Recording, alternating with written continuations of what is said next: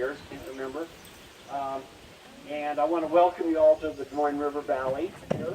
I think it's important to understand a little bit about where we're standing here today. This river drains 2/3 of Iowa, 2/3 of 36 million acres. Okay? And this river flows from the northeast corner, diagonally across Iowa, down to the southeast corner, and dumps into the Mississippi River. It's a big river. It's been a highway for a long time. And this proposed pipeline is going to follow the same path as the river, stalking the river like a child molester. Okay?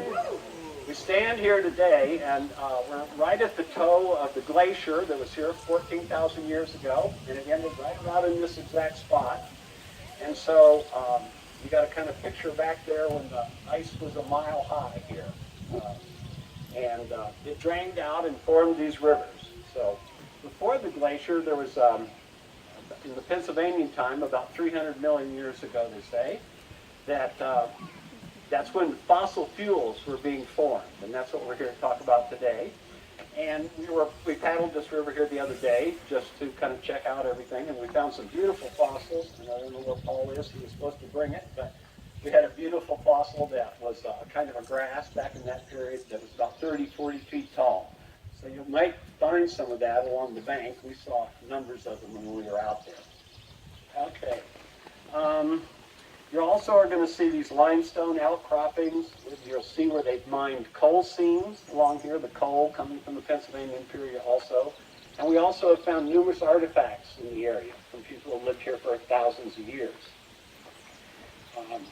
And actually we have found fossils in Iowa and artifacts that were here when the ice was still here, and people were right along the front of this ice sheet trying to live here at that point in time.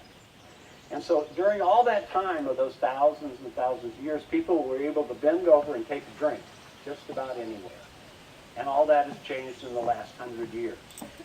So that's what we're kind of focusing on today. And also in this last 100 years, our focus on how we look at this river has changed dramatically. The landscape of agriculture, water quality, and now we're talking lawsuits over water quality. And this proposed pipeline has changed our public understanding and the definition of public necessity, the public good, and eminent domain. It will change this landscape for a long, long, long time to come.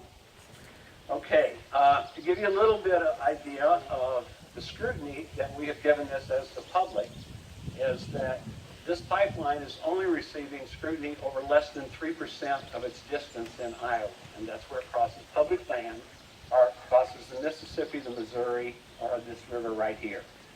And so that doesn't seem like much scrutiny to me on a thing of such magnitude.